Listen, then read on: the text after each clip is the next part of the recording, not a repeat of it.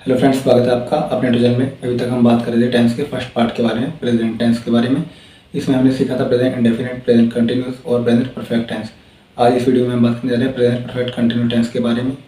इस तरीके के वाक्य में ऐसा होता है कि आपका कोई भी काम जो आप कर रहे हैं या बता रहे हैं तो वह पास्ट में शुरू होकर प्रेजेंट में भी कंटिन्यू रहता है। फॉर एग्जाम्पल कहना है वह बहुत लंबे समय से फुटबॉल खेल रहा है। He has been playing football for a long time. यानी कि आपका काम पास्ट में शुरू होकर और प्रेजेंट में भी कंटिन्यू है। इस तरीके से सेंटेंस बनाने के लिए आपको कौन सी हेल्पिंग वर्ब लगानी होती है, कौन सी वर्ब की फॉर्म लगानी होती है और किस तरीके से सेंटेंस बनाना होता है, ये कंप्लीट सारी जानकारी हम सीखेंगे इस वीडियो में। तो वीडियो को कंप्लीट देखें विदाउट स्किप किए। चलिए शुरू करते हैं आज का टॉपिक। प्रेजेंट परफेक्ट टेंस की पहचान क्या है? इसके वाक्य के अंत में से रहा है, से रही है, से रही है आएगा और आपका काम पास्ट से शुरू होकर प्रेजेंट में भी चल रहा होगा। एग्जाम्पल के लिए देखिए, he has been playing football for a long time. वह बहुत लंबे समय से फुटबॉल खेल रहा है। यानी कि खेलने का काम पहले से हो रहा है और अभी भी कंटिन्यू है। हैज़ बीन कहाँ और हैव बीन कहाँ लगाएं? ही, शी, नेम या कोई सिंगुलर सब्जेक्ट के साथ हैज़ बीन और आई, वी, यू, दे या कोई प्लूरल सब्जेक्ट के साथ हैव बीन का प्रयोग होगा। जैसे कि यह एग्जांपल देखिए, Rahul has been watering the plant since 9 o'clock। Rahul 9 बजे से पौधों को पानी दे रहा है। यानी कि टाइम फिक्स है तो हम यहाँ पे सिंस का प्रयोग करेंगे। हैव बीन का यह उदाहरण देखिए, we have been playing football for a long time. हम बहुत लंबे समय से फुटबॉल खेल रहे हैं। यानी कि टाइम फिक्स नहीं है, सिर्फ इतना कहा गया है कि फॉर ए लॉन्ग टाइम यानी कि लंबे समय से खेल रहे हैं।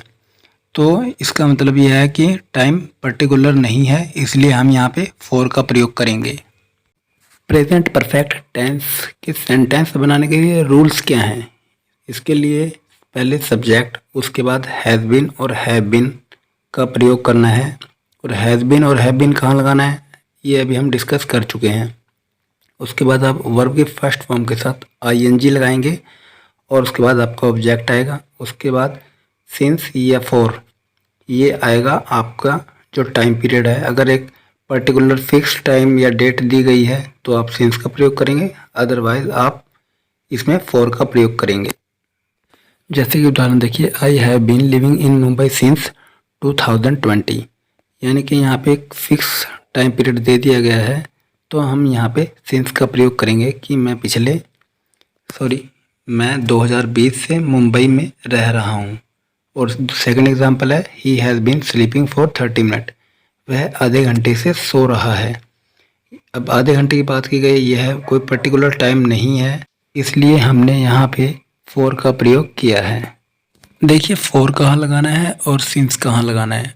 अगर आपके पास एक पर्टिकुलर टाइम है जैसे कि 10 AM फ्राइडे मार्च 2010 या सेंचुरी, इस तरीके से अगर आपके पास एक पर्टिकुलर है तो आप सिंस का प्रयोग करेंगे।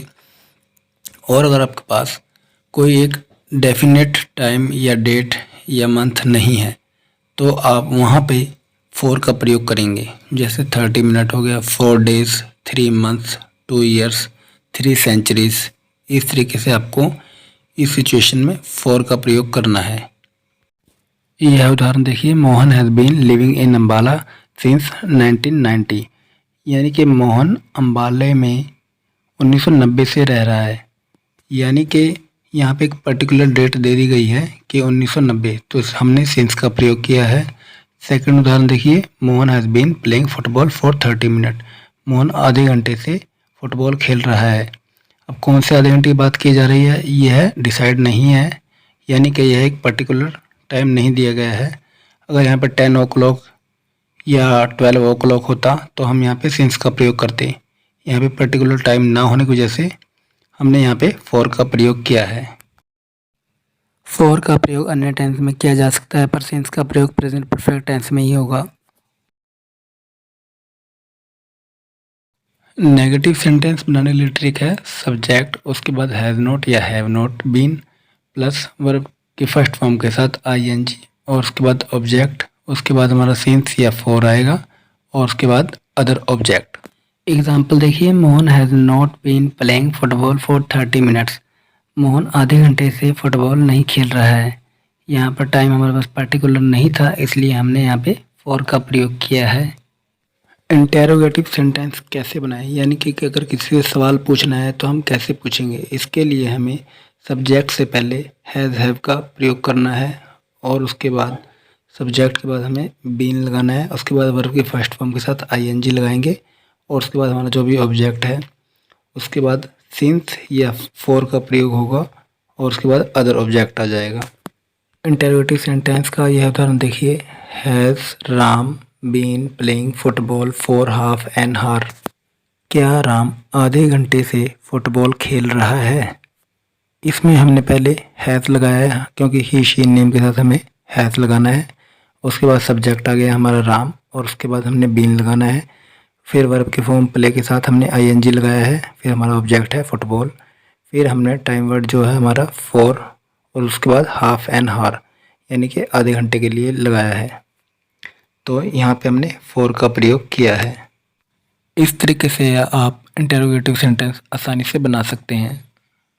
यह कुछ सेंटेंस आपको दिए जा रहे हैं ताकि आप चेक कर सकें कि आपने वीडियो से कितना समझा है।